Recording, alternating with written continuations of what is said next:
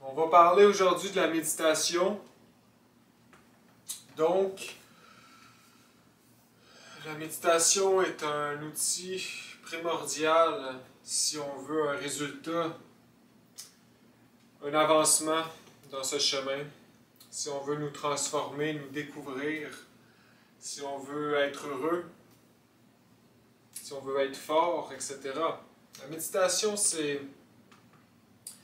une philosophie de vie, en fait. C'est pas, comme les gens le croient aujourd'hui, un simple outil secondaire pour être heureux. Donc, aller en méditation 15 minutes et après ça, pas penser, continuer notre train de vie. Quoique c'est positif, mais ici, ça n'apporte aucun changement intérieur si on l'utilise de façon superficielle. Pour celui qui veut vraiment une transformation, qui veut vraiment découvrir la gnose, hein, les vérités, la méditation doit être quelque chose d'imprégné à notre vie, hein, à chaque instant. Donc c'est une philosophie de vie. Donc l'état de méditation doit être soutenu par tout ce qu'on fait dans notre vie, en fait. Donc, comme le maître Samael dit, il dit que l'ego, en fait, c'est un long processus qui s'est établi de vie en vie. C'est un processus d'extériorisation. Et le chemin initiatique, c'est l'inverse, c'est le processus d'intériorisation. Donc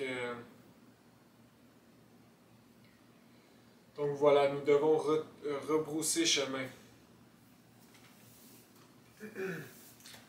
Donc ici, les conditions de base vraiment pour devenir des athlètes dans la méditation, eh bien, il faut comprendre premièrement que la méditation a quatre vraiment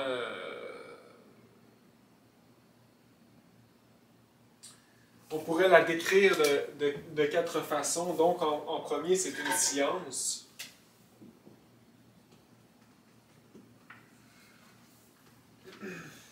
Donc c'est une science parce que ici, par cette discipline, donc c'est un art, c'est une discipline et c'est une technique. Donc la science ici, c'est scientifique parce que si on l'applique comme il faut, ça va nous apporter vraiment une transformation intérieure, une compréhension, ça va ouvrir des portes pour la conscience. Donc c'est scientifique. C'est pas vague ou imprécis. Donc, on a réellement des objectifs réels, concrets. Par exemple, qui va nous apporter une paix intérieure. Hein? Premièrement, il y a d'autres objectifs, la quiétude mentale. Des objectifs surtout d'investigation, parce qu'on ne s'en rend pas compte, mais on reçoit des réponses sans qu'on s'en rende compte souvent. Donc d'investigation, ça peut être aussi au niveau, essayer d'avoir des compréhensions au niveau de notre propre psychologie, au niveau d'un sujet en particulier, d'un problème, etc. Donc c'est un moyen d'investigation, la méditation. Et de compréhension, aussi d'apprendre à utiliser notre mental et de comprendre qu'est-ce que le mental. C'est une énergie, c'est un outil, un corps subtil, c'est une dimension de la nature. Donc ça va nous aider à appréhender ce corps mental. Et finalement, cette science va pourrait nous apporter, si on a encore une fois une bonne discipline, à une expérience mystique que l'on appelle le vide illuminateur. Donc c'est réellement scientifique ici. Ici c'est un art, car eh bien, on va s'en rendre compte si on le pratique quotidiennement que conquérir cette discipline de la méditation requiert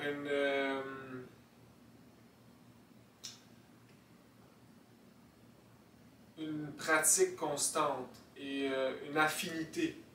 Hein, c'est une art. On va devenir de mieux en mieux avec le temps.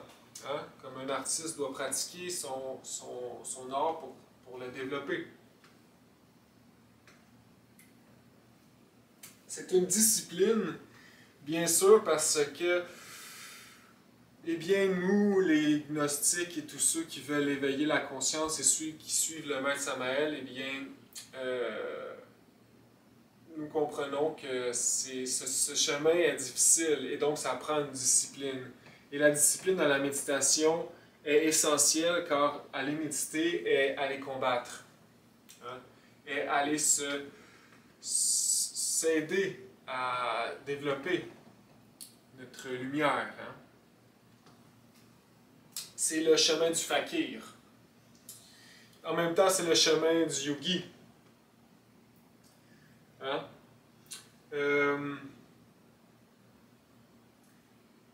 Puis, si on veut avancer réellement, ça va prendre une discipline parce que ça nous prend deux facteurs essentiels, dont la patience.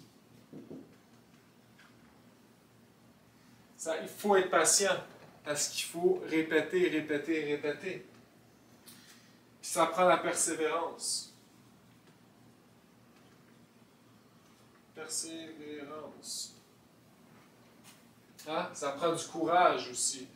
Parce qu'il faut persévérer dans la discipline, dans la pratique. Hein? La gnose, c'est pratique, ce n'est pas intellectuel.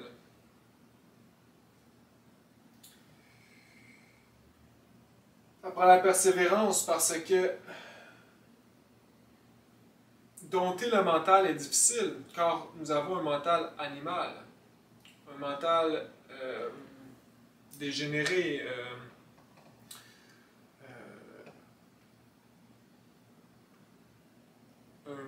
voilà, un mental...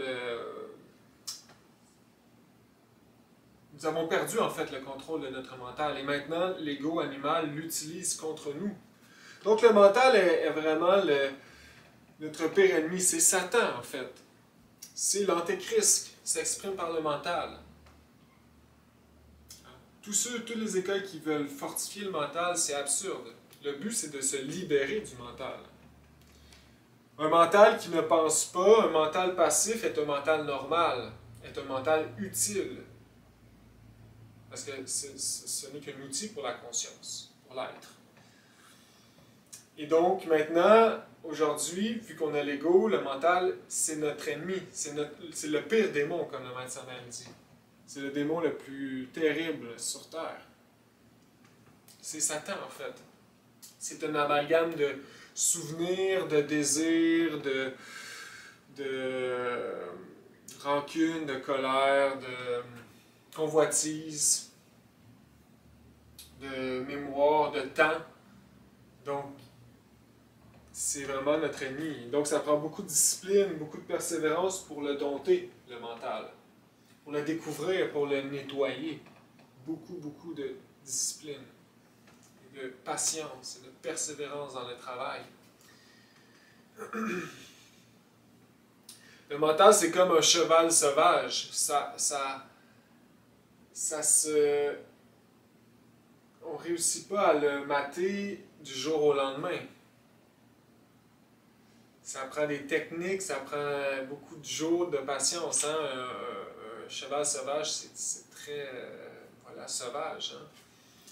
Et donc, et même les dresseurs avaient des techniques pour les discipliner, pour les casser en fait. Hein, des fois, ils leur donnaient par exemple, je pense, de l'herbe pour qu'ils aient la diarrhée, et puis ça les rendait faibles. Et puis ils ne mangeaient plus. Donc ça les rendait faibles et il était plus facile à discipliner. Donc c'est ça le mental, c'est un cheval sauvage. Et comme le Maître Jésus nous a montré, il est rentré dans dans la Jérusalem céleste, sur le dos d'un âne. Donc ici, c'est une métaphore, un symbole qui veut dire l'âne qui est la mule, qui est le mental, qui est l'animal, qu'il faut monter dessus si on veut avancer. Parce que si on reste comme on est en ce moment, eh bien c'est l'âne qui nous monte dessus, puis qui nous dit où aller. C'est lui qui nous domine. Donc c'est un grand combat, donc ça prend une grande discipline, une grande force.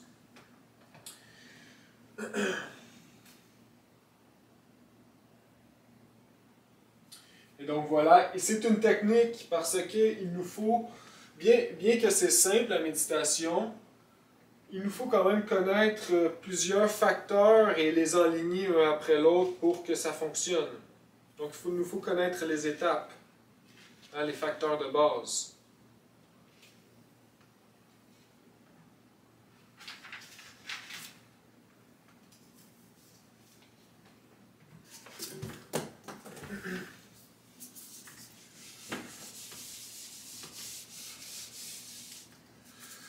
Donc vraiment les conditions de base pour acquérir cette science, eh bien il y en a plusieurs. Hein. Comme j'explique ici, c'est une philosophie de vie. Donc c'est vraiment, pour acquérir cette discipline, il faut que ça commence dès notre lever, dès le matin jusqu'au soir.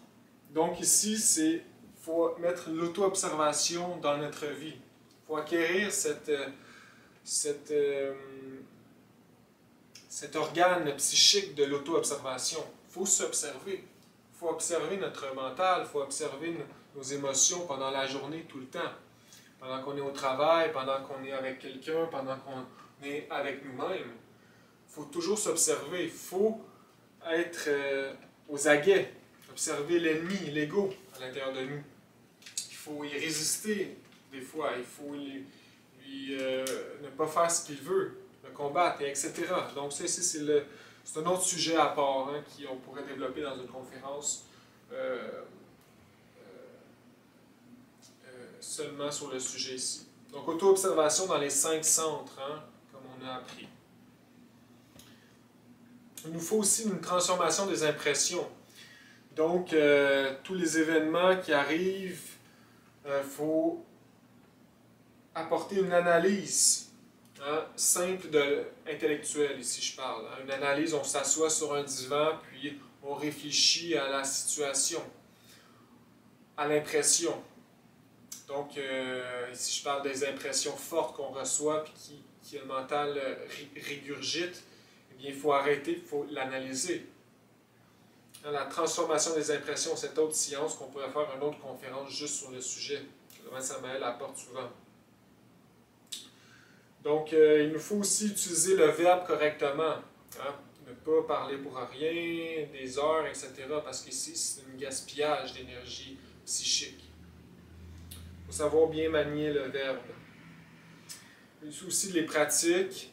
Il faut faire nos pratiques de, par exemple, les runes, par exemple, de mantralisation. Donc, il faut s'intérioriser vraiment. Il faut devenir plus passif dans nos vies. Hein? Parce que si on a une personnalité très active, aller en méditation, ça va être difficile.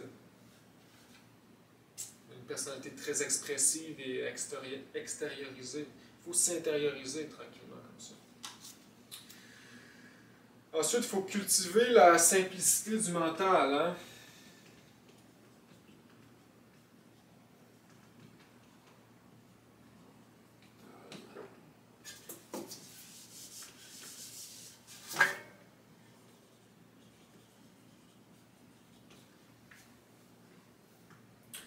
Donc ici, ça continue avec dans notre vie quotidienne. Il faut cultiver la simplicité du mental, sélectionner nos enthousiasmes, sélectionner nos lectures et les impressions qui rentrent à l'intérieur de nous. Surtout à ne pas aller dans des impressions qui nous apportent des émotions inférieures ou des instincts inférieurs. Donc ici, je vais me référer à tout ce qui est l'antéchrist qui est rentré dans nos maisons, en fait. Donc, tous les écrans tous les appareils. Ça ici, c'est l'antéchrist pur, qui est dans nos poches. L'antéchrist est rendu pas juste dans nos maisons, mais dans nos poches. Facebook, Instagram, tout ce qui est de l'information futile et sans importance. Hein? Ça ne fait pas partie d'une culture mentale simple. Ça le complexifie, ça fossilise l'ego. Et si on reste accroché à l'Internet et à nos mauvaises habitudes, on ne réussira jamais à combattre l'ego. Autant bien abandonner tout de suite. C'est que l'Internet est vraiment nous absorbe, hein, nous fossilise l'ego à l'intérieur de nous. Et un jour, on ne pourra plus le battre si on continue. Donc, il faut voir ça comme des ennemis. C'est sûr qu'on ne pourra pas changer du jour au lendemain, mais il faut voir l'Internet comme un ennemi. Bien sûr, on pourrait s'en servir de façon 100% positive. Par exemple, aller étudier la gnose, aller lire des bonnes informations, pas des fausses nouvelles, des bonnes nouvelles, je veux dire des nouvelles de la vérité, pas les médias qui mentent. Donc voilà. Donc tout ce qui est sport, compétition, du football, du soccer, de la boxe, de la course automobile, c'est négatif. Et ça, à la longue, ruine le mental, ruine les émotions, ruine l'instinct. Qu'est-ce qui est sport? En fait, c'est pas compliqué. Le maître Samael dit tout ce qui attire les foules, c'est de la magie noire. Considéré de la magie noire par la loge blanche. Donc tout ce qui est les shows de spectacles de rock, puis Led Zeppelin, des trucs de football américain, soccer, etc. Ça attire les foules. Les foules perdent la raison quand ils vont là. Hein? Ils crient, puis voilà, c'est de la magie noire. Donc il faut essayer de s'éloigner de tous ces attraits qu'on a développés durant notre vie. Et voilà. C'est dur, mais c'est le chemin à suivre. Tout ce qui est la mode, toutes les séries télévisées, Netflix, les vidéos sur YouTube, pas important, etc. Les films, beaucoup aussi, on écoute toujours des films. Des films, il faut que ça soit très rare. On pourrait voir ça comme des moments d'urgence qu'on a vraiment besoin de relaxer, je sais pas quoi. Puis on écoute un bon film choisi, mais c'est rare. Il faut essayer de s'éloigner de tout ça. Il faut sélectionner nos enthousiasmes. Ici, on est rendu à la fin, donc il faut vraiment donner un sureffort.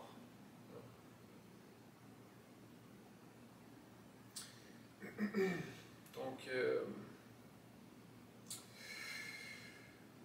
faut acquérir une vie de recueil.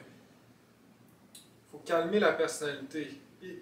Ça ici, c'est important. Éviter les batailles intellectuelles. Tout ce qui est la compétition intellectuelle ou de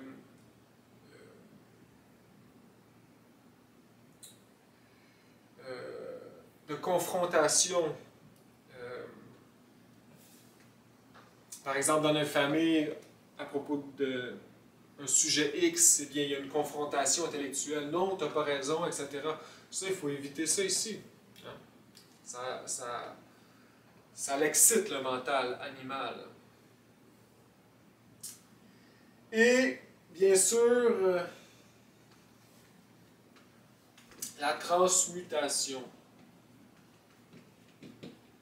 C'est primordial si on veut cultiver le mental Christ.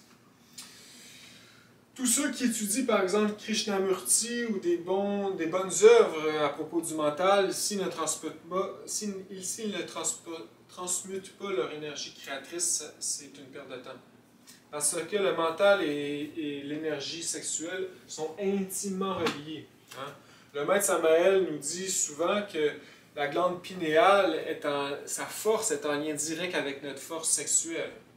Et il y a beaucoup d'autres aspects comme ça qui nous montrent que, par exemple, les glandes sexuelles sont reliées par la colonne vertébrale au cerveau directement. Et c'est presque le même fluide qui les relie. C'est la Kundalini, le fluide cérébrospinal, etc. Donc, c'est en lien intime, le cerveau et les glandes sexuelles. On parle souvent de la transmutation, c'est de remplir notre calice, le calice qui est le cerveau, etc. Donc ici, juste un petit texte du maître Samael.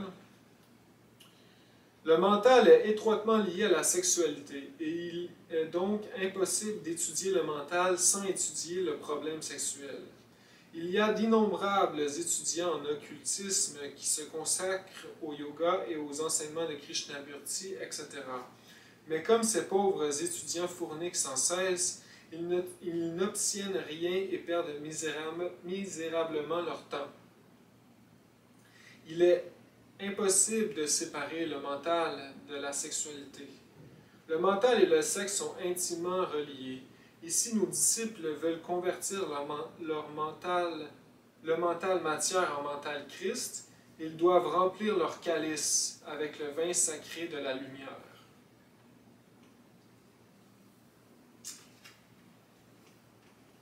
Alors voilà, pour vraiment les conditions de base. Donc, on voit ici que c'est une philosophie de vie pour acquérir la discipline de la méditation, c'est une philosophie de vie qu'il nous faut acquérir, qu'il nous faut développer.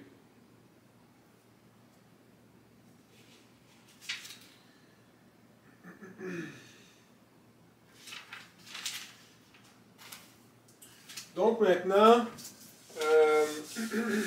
on va voir ici les étapes apportées par le maître Samael sur comment méditer. Donc, premièrement,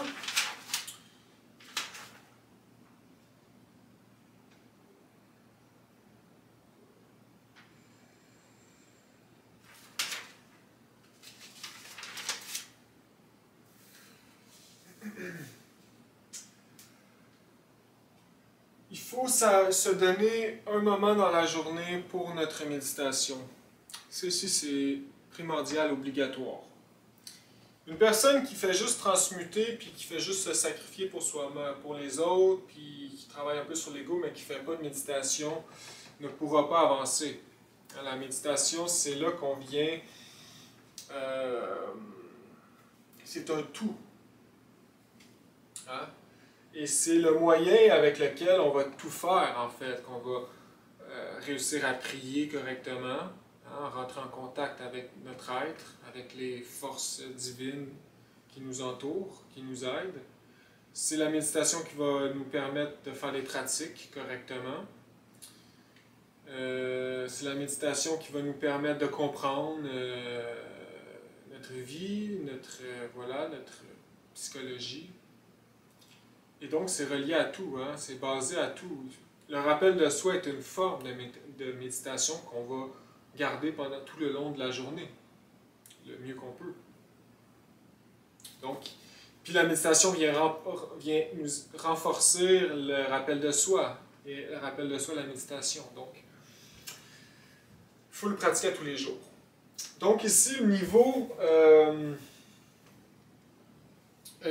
temps, bien, le maître Samael dit que il ne veut pas donner du temps. Il ne veut pas dire combien de temps. Parce que quand on va en méditation, il faut oublier le temps. Le temps, c'est notre ennemi. Si on se dit, bon, je vais méditer 1 heure, puis là, on va en méditation, puis juste le fait de savoir donner du temps, comme ça, imposer le temps, eh bien, ça va nous empêcher de méditer. Il faut qu'on oublie le facteur temps. C'est important. Mais pour ceux qui commencent, je peux dire qu'essayer de faire au moins 1 heure, au minimum, peut-être 1h30, 2 heures, si on est capable. Ou faire 2-3 méditations durant la journée, le matin, en revenant du travail, etc. Il faut en faire le plus possible, en fait. Puis on peut jamais trop en faire. C'est sûr qu'au début, il ne faut pas exagérer, mais on ne peut jamais trop en faire. Puis, voilà. Donc, ici, il faut essayer d'oublier le facteur temps. Le temps, c'est Satan. C'est le mental animal. Le temps n'existe pas. Et justement, en méditation, on veut atteindre le samadhi, et donc le samadhi qui est au-delà du mental, au-delà du temps. Donc, il faut oublier le facteur temps. Idéalement, il faudrait avoir un endroit dédié dans sa maison. Et cet endroit, avec le temps, à force de pratiquer, va accumuler une énergie. Donc, une salle de méditation. Ou aller à les méditations dans notre association si nous en avons une. C'est toujours bien. En fait, prendre toutes les opportunités possibles. Dans la nature, c'est toujours bien aussi, hein, sur le bord d'une rivière, ou ça peut être l'idéal. Et qu'est-ce qui est très important ici, c'est combiner le sommeil avec la concentration.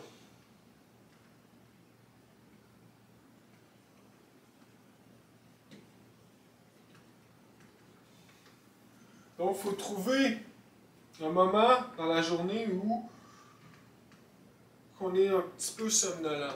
Parce que le maître Samael dit, si on va dans la méditation, si on fait la concentration sans avoir aucun sommeil, ça peut ruiner le mental. Donc, il faut réussir à trouver dans notre journée un petit moment où on sent de la somnolence. Et notre corps physique, il y a toujours un moment dans la journée où est-ce qu'on ressent de la fatigue. Et puis, c'est exactement ce moment-là qu'il faut saisir pour aller méditer.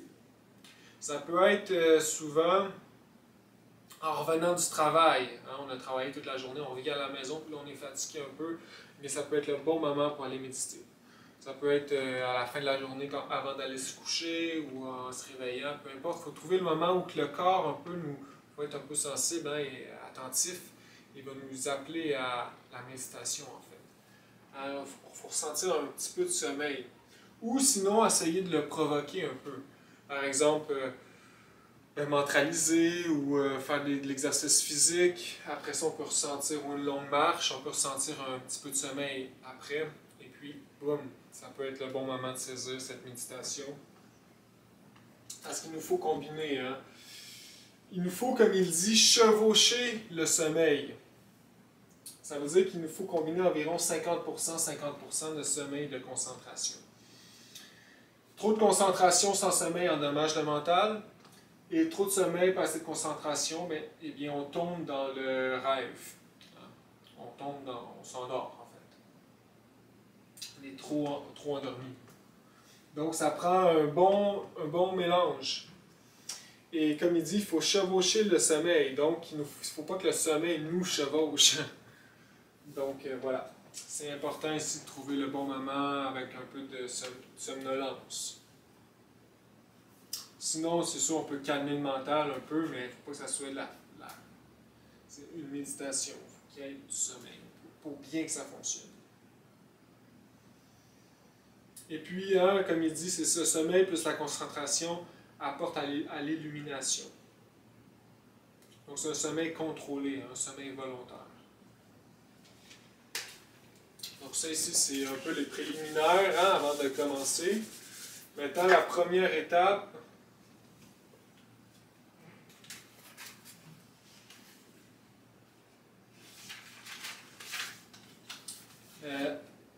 Asana. Donc l'asana, c'est la position, la posture physique.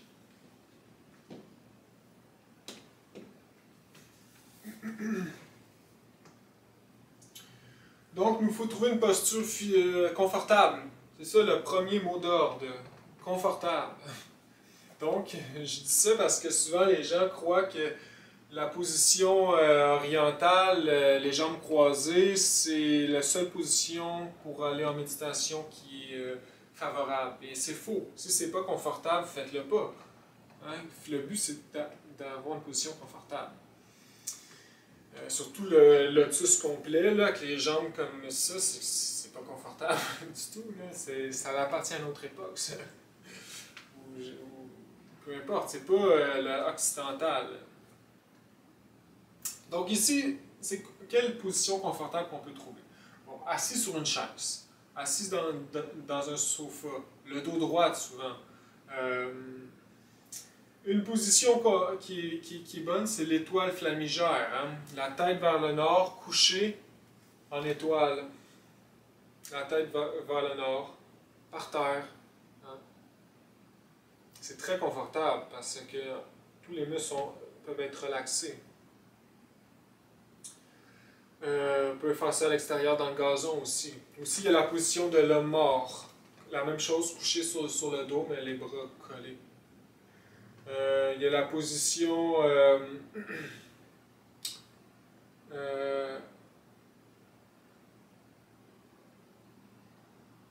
ne me rappelle plus, mais c'est avec les jambes couchées encore, mais avec les jambes pliées. Voilà, donc assis sur un petit banc japonais, assis sur un oreiller. Voilà, donc une position confortable. Quelqu'un qui est expérimenté dans cette science-là pourrait avoir presque n'importe quelle position puis être capable de méditer. Donc ici, première position confortable, asana. Ensuite, c'est dharana.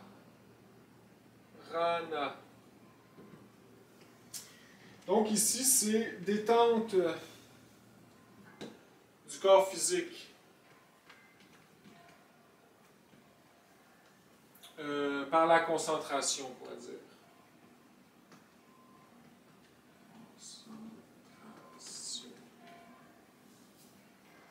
Donc ici, hein, il y a plusieurs façons de faire, mais en général, on se concentre vraiment dans le corps physique, sur la respiration, puis on peut faire l'exercice de voir l'air, l'énergie christique de l'air, hein, le prana de couleur bleue, rentrer dans nos poumons, et de nos poumons s'intégrer dans notre sang, la belle oxygène, la vie, et la déplacer des pieds jusqu'à la tête. Puis on monte comme ça, puis on fait tout le corps jusqu'au cerveau, puis on se voit comme rempli de lumière bleue à la fin. Ça peut être une façon de détendre le corps physique. Mais le but, c'est de détendre toutes les tensions du corps physique. Donc, si on est tendu, par exemple, à l'estomac, bien, on envoie plus de prana là. On peut observer aussi les centres psychophysiologiques pour les détendre. Donc, il y a plusieurs façons de faire, ou on peut le faire juste rapidement, puis juste observer tout le corps mentalement, puis dire, bon, ok, là, je suis détendu. C'est surtout avec la respiration, ça aide. Une bonne respiration lente et calme, c'est ce qu'on recherche. Et voilà, donc ça ici, c'est des étapes faciles. Ensuite vient la fameuse étape pratyahara.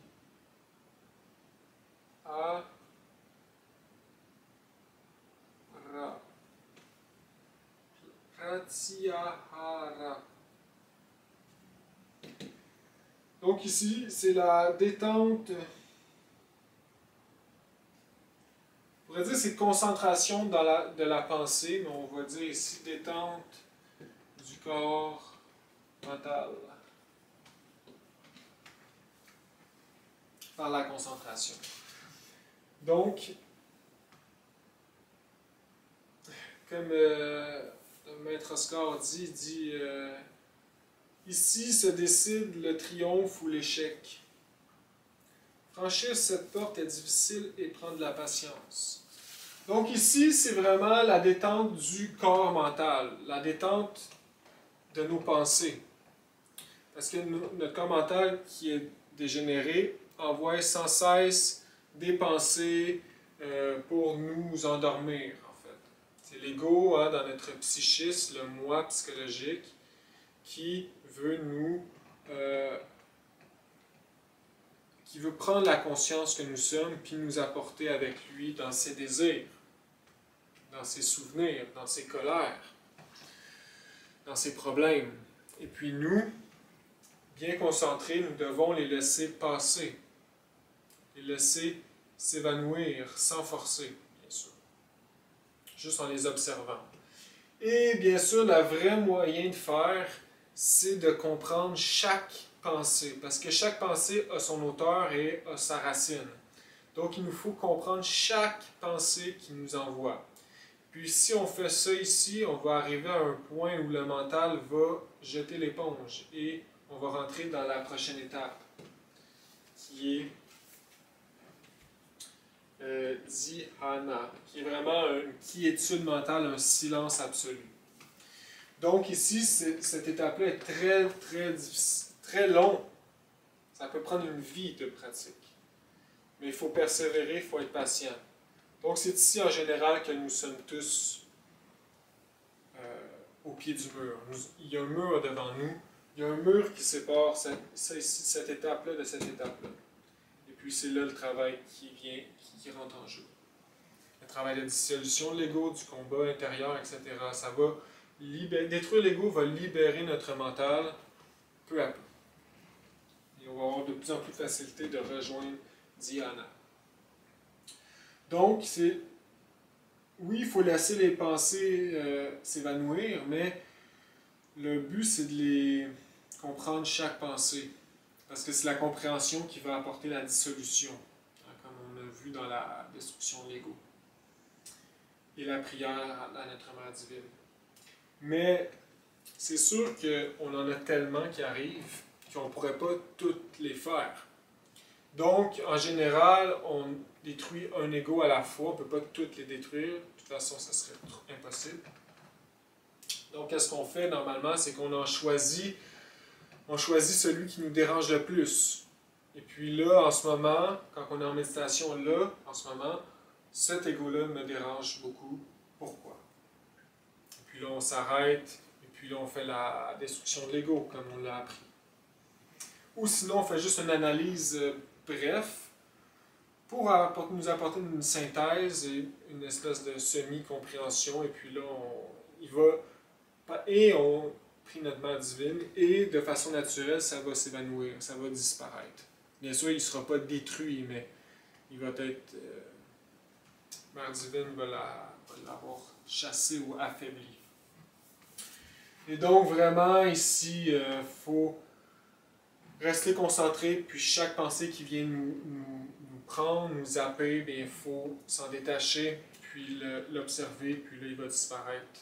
Et puis, le prochain. Et puis, le mental, à force il ne faut pas discuter avec le mental. Il ne faut pas le discuter, il ne faut pas rentrer dans son jeu. Puis, à force d'être patient, ça peut prendre des heures, des journées, eh bien le mental, à un moment donné, il va jeter l'éponge. Il va se tanner. Puis il va devenir silencieux. Il va s'épuiser, en fait. Là maintenant, si on n'a pas un style de vie propice, comme j'expliquais tantôt, si on est toujours avec Internet à s'alimenter de plein d'informations futiles, hein, écouter le sport, etc., bien, on ne réussira jamais à arriver là ici.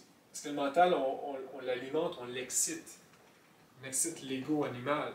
Jamais le mental va être calme. Donc, c'est une hygiène de vie générale.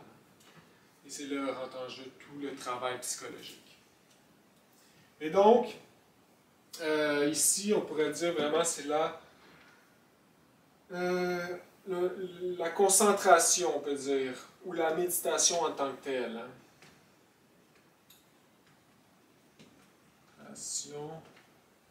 Ou la méditation vraiment en tant que telle. C'est méditation? Voilà. Méditation. Ou la quiétude.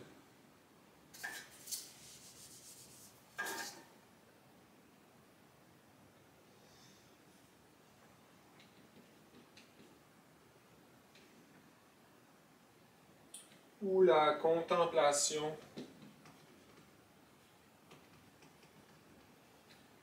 Donc, c'est vraiment ici, c'est un silence absolu. Un silence, mais pas absolu parce que ça serait samadhi, mais c'est un silence, là.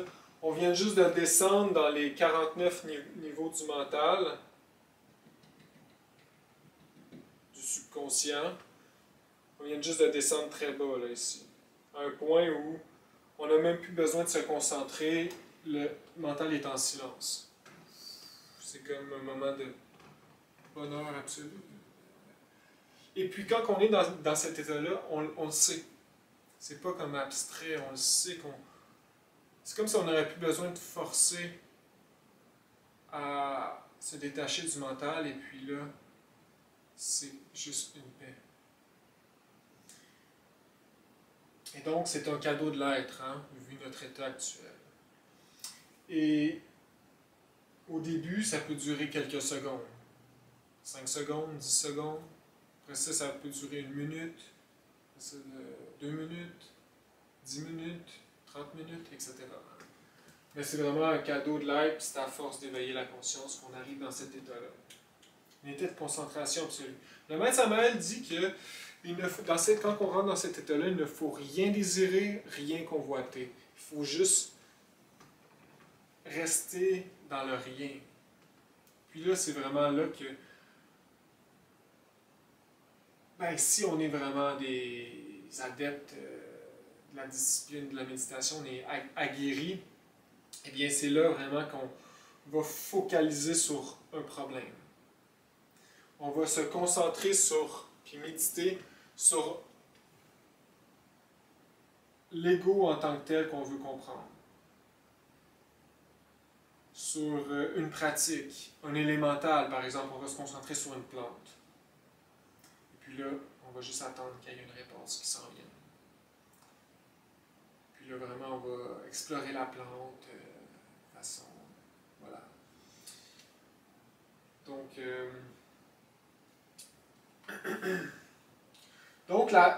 ça va nous apporter ici une compréhension. Compréhension.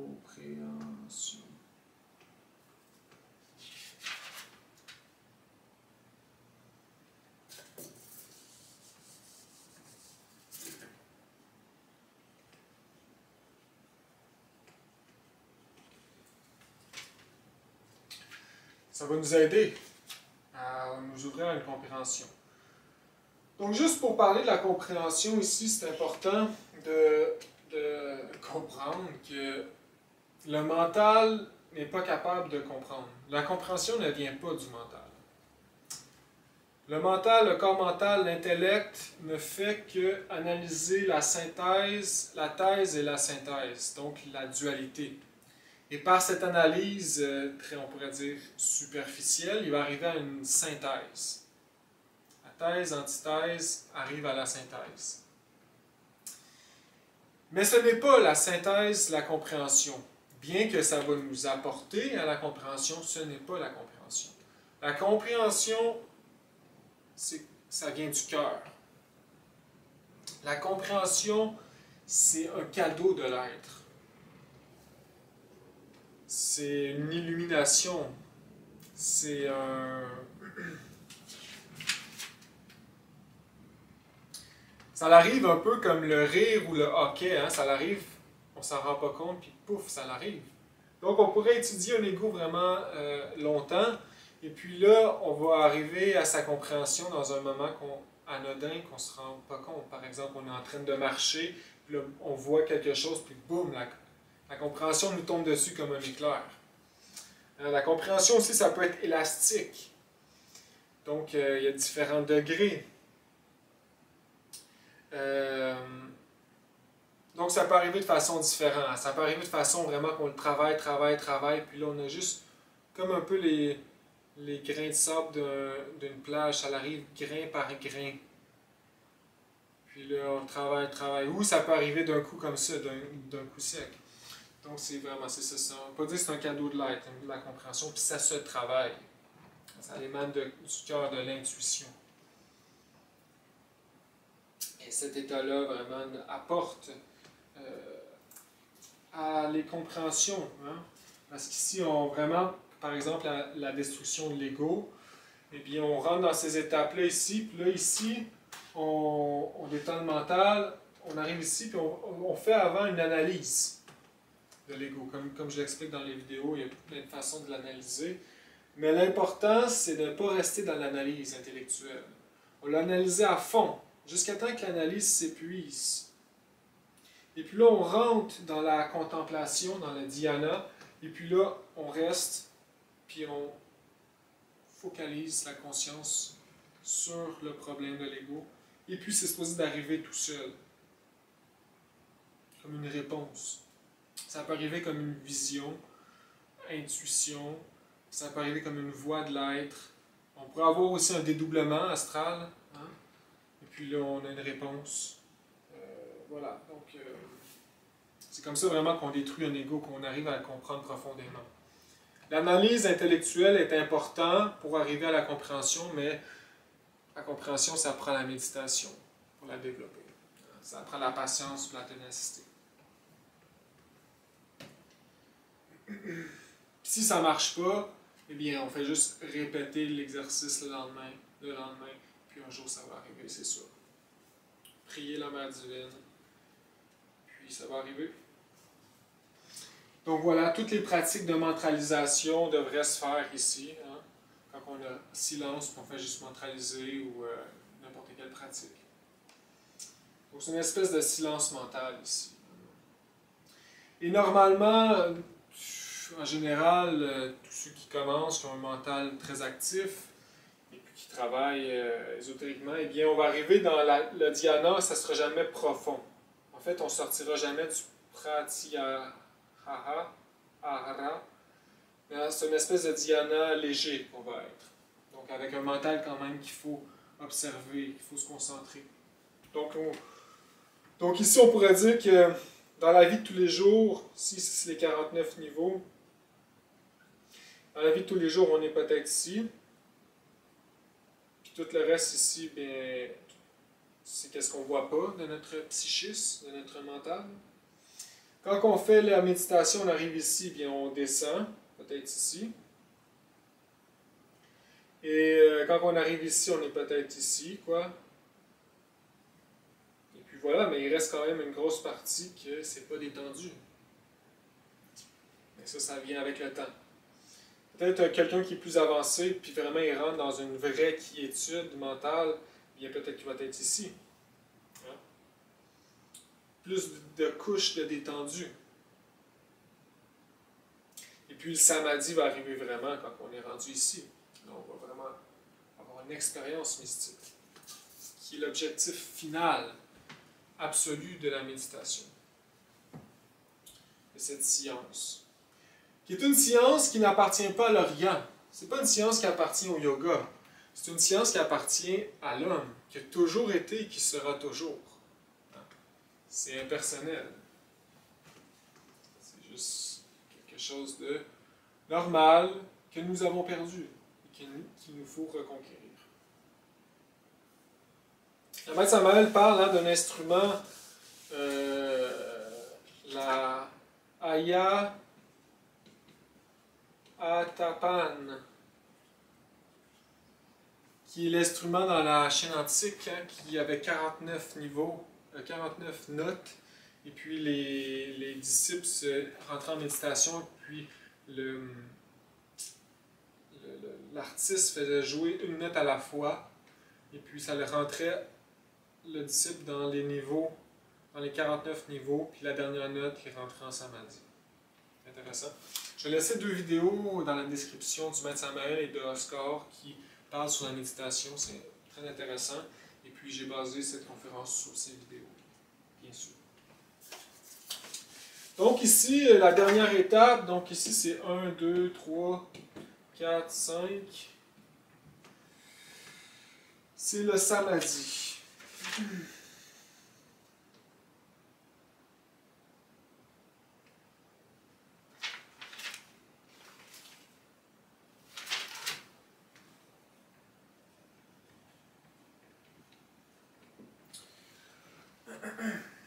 Donc ici, c'est une étape, pour ceux qui commencent, ça va, si on a une expérience, c'est dur à acquérir, mais c'est possible. Et puis voilà, le samadhi, c'est vraiment, il existe plusieurs types de samadhi, hein, le nirvikalpa samadhi, le mahasamadhi, et voilà, il y en a d'autres, c'est des degrés de samadhi. Qu'est-ce que cet état, cette expérience, c'est une expérience mystique? C'est qu'en fait, l'essence qui est embouteillée dans l'ego, à l'intérieur de nous, s'échappe de la bouteille, s'échappe de toutes les dimensions de la nature pour expérimenter le grand tout, la vérité. C'est une expérience, on expérimente en fait c'est quoi Dieu en fait. Et puis comme le maître Samael explique, on devient le tout. On devient la rivière, le lac, l'oiseau, le brin d'herbe. On revient, on fait qu'un avec tout. On s'élargit. C'est une expérience mystique qui est vraiment dans les très hautes dimensions de la nature. Il dit que c'est en lien avec le rayon Okidanok, le rayon de la création. Et les trois sphères en haut, hein, le Ein Sof Aor, Ein Sof, etc. Et Ein. Donc, on expérimente la vérité. Et puis, quand on revient, on peut avoir des samadhis moins hauts aussi. On peut avoir des samadhis dans le causal, dans le bouddhique, dans le atmique. C'est très faisable aussi. En premier, on expérimente là, avant d'aller dans le très très haut. Puis il dit que quand on revient le sens dans la bouteille, eh bien l'étudiant est changé à jamais. Il revient avec la mémoire de cette expérience-là, et puis là, ça lui donne énormément de force pour détruire l'ego, mais à 100%. Pour vraiment éveiller sa conscience, parce que là, on comprend c'est quoi. C'est quoi qu'on... On a eu l'expérience de le résultat, et on veut l'obtenir absolument à 100%. On revient, puis on est changé, puis on travaille, on a plein de force. C'est un grand cadeau de l'être. Et donc, ça vaut la peine de se rendre ici, de travailler intensément pour se rendre ici, juste pour avoir une expérience, parce que ça va nous donner beaucoup de volonté. Donc voilà. Le maître Samael, il en a fait quand il était plus jeune, hein, quand il était dans son processus d'éveil de la conscience, et puis son aide qui en a fait expérimenter, et puis ça l'a aidé beaucoup à continuer et à travailler. Il en a fait cette expérience, une expérience de samadhi, je pense qu'il avait 18 ans, il raconte, puis il dit que il était en train de se sentir dilaté dans ce grand tout, et puis l'ego qui était dans la petite bouteille en bas, dans son corps, dans la forme, a ressenti une grande peur, parce qu'il sentait qu'il était en danger. Puis c'est qu'est-ce qu'il a rapporté dans la bouteille, hein, dans la forme, dans son corps physique. Et puis là, il a compris que faut détruire la peur, absolument. Il faut détruire les égos de la peur si on veut expérimenter la samadhi. Des égos profonds, j'imagine, d'amour propre et d'auto-importance. C'est dans les égos primaires que nous avons, qui soutient tout. Donc, c'est une expérience mystique pour nous qui commençons, qu'il nous faut se rendre.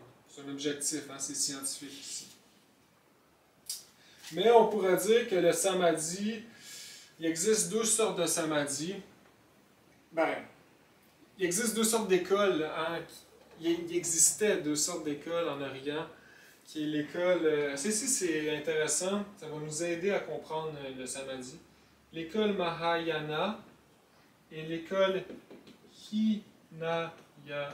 Ça va nous aider à comprendre vraiment l'objectif du samadhi. Donc, ici, c'était une école qui se consacrait seulement aux expériences du samadhi. Et donc, voilà, c'était juste une école pour se concentrer à l'expérience du samadhi. L'objectif final, c'était une expérience du samadhi. Mais on appelle ça ici les eaux mortes. Parce que c'est pas l'expérience du samadhi qui détruit l'ego, qui éveille la conscience. Ce n'est qu'une expérience. C'est pas l'éveil de la conscience absolue. Le but, c'est d'être en état de samadhi 24 heures sur 24 de notre vie. Tout le temps, seconde après seconde. Et puis ça, il faut détruire l'ego à 100%. C'est ça le but. Donc un maître comme le maître Aberamento, le maître Samael, Kuthumi, des Christ, sont dans des états de samadhi permanents. C'est ça qu'il faut comprendre. C'est là qu'il faut s'orienter. Il faut acquérir l'état de samadhi permanent. Et puis ça, c'est vraiment du mérite. Il faut éveiller la conscience à 100%, faire le chemin à 100%, les 3 montagnes. Et donc, faire juste une expérience de samadhi puis revenir dans la bouteille, on n'a pas détruit l'ego. Ça ne sert à rien au bout de la ligne. On ne sera pas meilleur, moins bon. C'est juste un cadeau de l'aide pour essayer de nous faire avancer, nous donner de l'enthousiasme, hein, de la motivation. Donc, cette école-là n'est pas bonne. Cette école-là est bonne parce que cette école-là enseigne le samadhi, mais c'est les eaux vivantes. Leur but, c'est de montrer à leurs disciples de conquérir le samadhi de façon permanente. Donc ici, c'est la gnose, en fait. C'était la gnose, une école gnostique. Ça ici, c'est une école dégénérée. Et donc, comme le maître dit, les étudiants qui avaient une expérience de samadhi, puis là, qui disaient « Ah, maître, j'ai eu une expérience de samadhi, c'était merveilleux. » Puis là, le maître il donnait une claque, puis il disait c'est quoi qu'il disait déjà? Il disait bon, maintenant, tu dois travailler encore plus pour le conquérir. Un truc du genre, je ne me rappelle pas exactement les mots, mais c'est drôle le maître Samael qui raconte. Donc, c'est ça le but du samadhi, c'est de le conquérir à 100%. Donc, le maître Samael, quand il enseignait la gnose, hein, sa mission, eh bien, il était par exemple dans la 3e chambre, et puis il faisait la méditation avec ses disciples. Et puis lui, ça ne prenait pas de temps, pouf, il partait de son corps. Parce que c'est un maître, il n'y a plus d'ego. Donc, pouf, il partait. Puis là, c'est drôle, Oscar qui raconte que le corps ronfle. Fait que là, le monde, il pense qu'il dort, mais en fait, il dort pas, il est juste parti. C'est intéressant, c'est ici. Donc voilà, le samadhi, c'est le vide illuminateur. On l'appelle un autre nom, c'est le vide illuminateur. Donc, vide dans le sens qu'il n'y a plus de subjectivité, et illuminateur dans le sens où on est rempli de la lumière de l'esprit. Donc le maître Samael était un illuminé. Par exemple, il allait dans les musées d'archéologie, et puis là, lui, il n'y avait aucun secret pour lui. Hein? Donc si un étudiant qui dit « Ah, c'est quoi ça veut dire cette sculpture? » Eh bien, lui, il savait directement. Quand il le disait, c'était comme « Ah oui, c'est évident. » Et puis, il pouvait même leur dire, lui demander « Maître, qui a fait cette sculpture et pourquoi qu'il l'a fait? » Puis là, le maître Samael arrivait, il faisait juste tenir, toucher à l'objet, à la statue. Et puis là, il rentrait directement dans les régions akashiques. Et puis il voyait qui l'a fait et pourquoi il l'a fait, etc. Et puis il expliquait ça. Donc lui, c'est un illuminé. Il est vide, subjectivité, mais rempli de l'esprit. L'Esprit Saint, de lumière. Par exemple, Oscar arrivait à lui pour lui demander Ah, j'ai fait un rêve, maître. Et puis, avant qu'il lui pose la question, le maître disait Ah, je sais, tu viens me voir pour que je t'explique c'est quoi ton rêve. Donc, il voyait tout le monde de façon ouverte, hein, comme un livre ouvert. Avant de terminer, nous allons finir cette conférence par un texte afin de nous nourrir de la sagesse du Christ Samael sur qu'est-ce que le mental.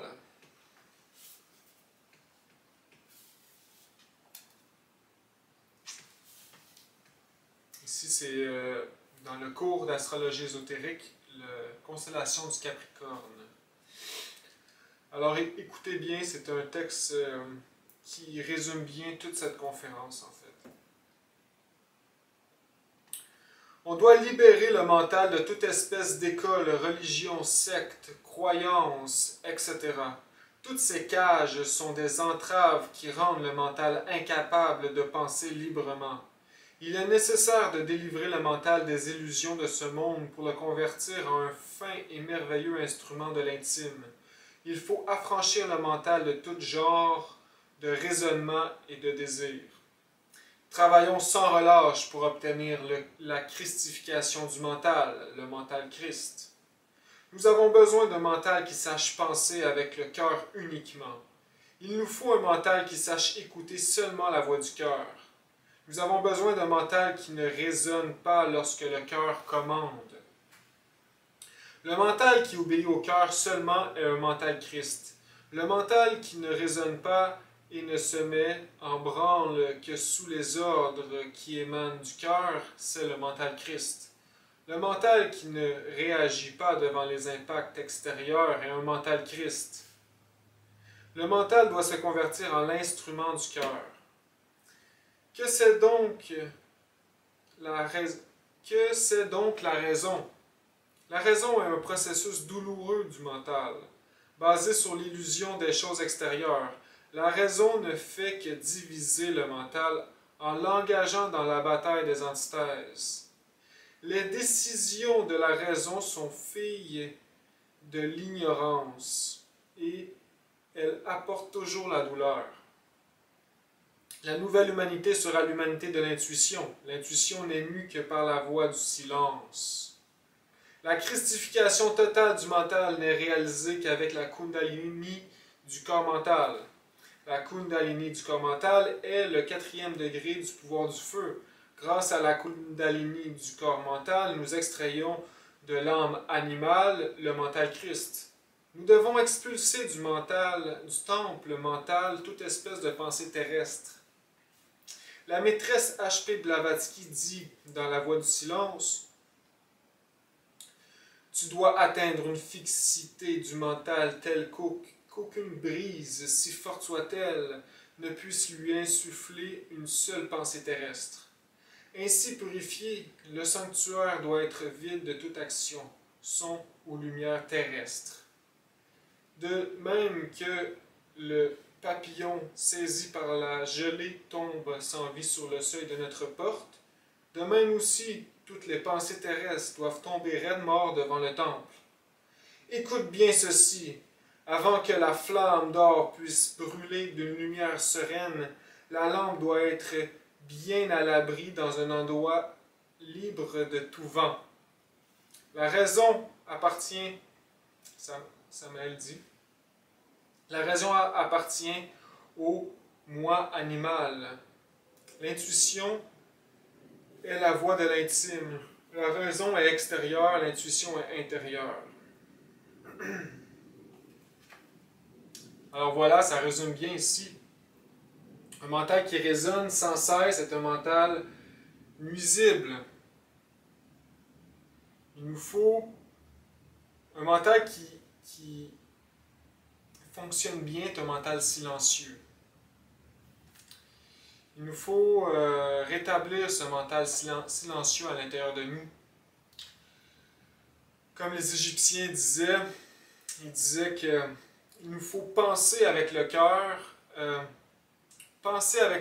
et sentir avec la tête. C'est très profond. Donc voilà, un mental silencieux est un mental efficace. Il nous faut le nettoyer petit peu par petit peu. Et je vais répéter encore une fois, l'Internet et toutes ces distractions qu'on a été élevées dans notre vie, qui sont des mauvaises habitudes, il va nous falloir les détruire. Et ici, je parle pour moi-même aussi, parce que moi-même, j'ai des problèmes de consommation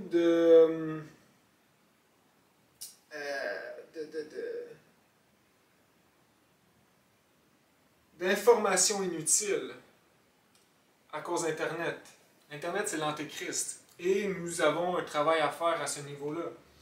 Nous devons mettre de côté toute espèce d'illusion de la Terre. Toute cette abondance d'informations qui fait juste détruire notre corps mental. Le remplir de déchets qui créent des raisonnements sans cesse. Hein, c'est comme une pierre qu'on jette dans l'eau, qui fait un onde et qui rebondit. Et là, ici, on jette plusieurs pierres sans arrêt. Et l'eau, elle ne sera jamais calme.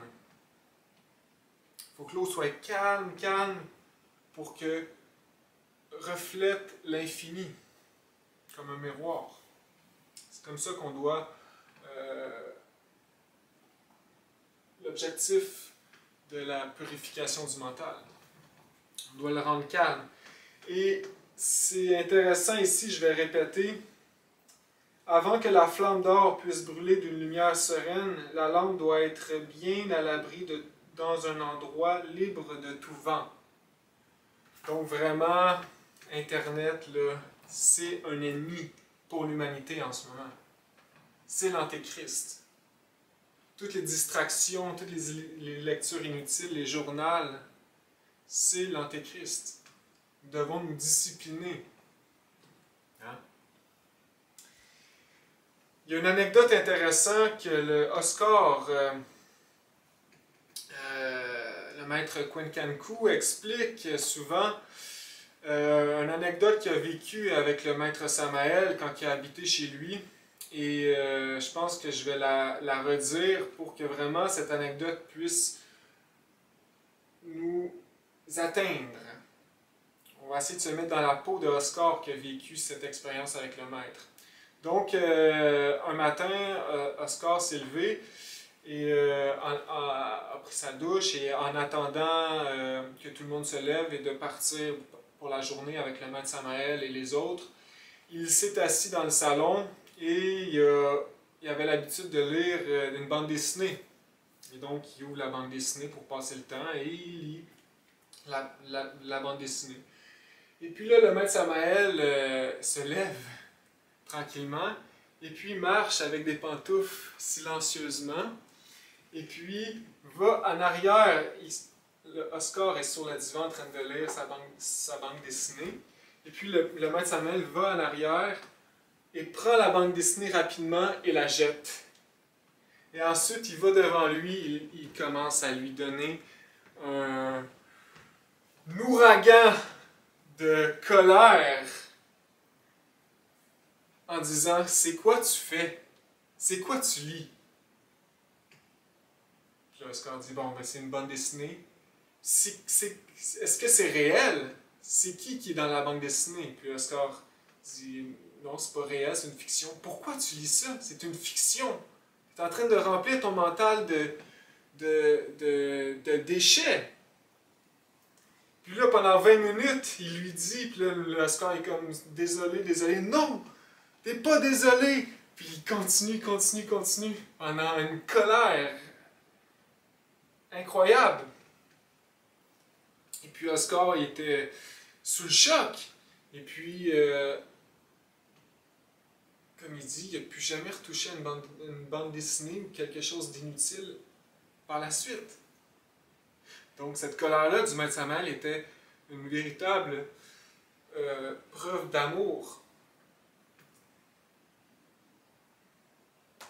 Puis à la fin, il lui a dit la phrase « Avant que la flamme d'or puisse brûler d'une lumière sereine, la lampe doit être bien à l'abri dans un endroit libre de tout vent. » Donc il faut faire attention.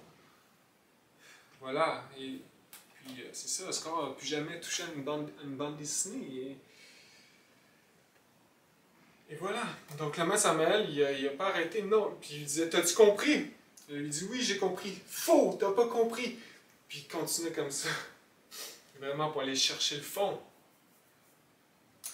Et puis, il faudrait qu'il le fasse à chacun de nous, en fait. Hein? Il faudrait que le maître Samael soit en avant de nous et puis qu'il le fasse à tous les jours. Parce qu'on a vraiment des problèmes souvent de perte de temps quand on a du temps devant nous. Eh bien, voilà. Donc, il nous faut retrouver ce mental silencieux, ce mental au service de l'intime. Arrêter tous les raisonnements, arrêter de le remplir de toute subjectivité. Ça va nous, en même temps nous servir de force. C'est une arme, hein, la volonté. Et dompter le mental, ça prend beaucoup de volonté. Et une fois que le mental est bien soumis et nettoyé, et bien utile à la conscience, ça va être encore une autre arme encore plus puissant pour nous. Donc voilà, les amis, et je vous dis bon travail à tous, bon combat, et prenons soin de notre mental, nettoyons-le, afin qu'il reflète l'infini, hein, et que la lumière du Christ puisse brûler à l'intérieur de nous. Alors je vous dis bon travail et continuons à la prochaine. Merci beaucoup.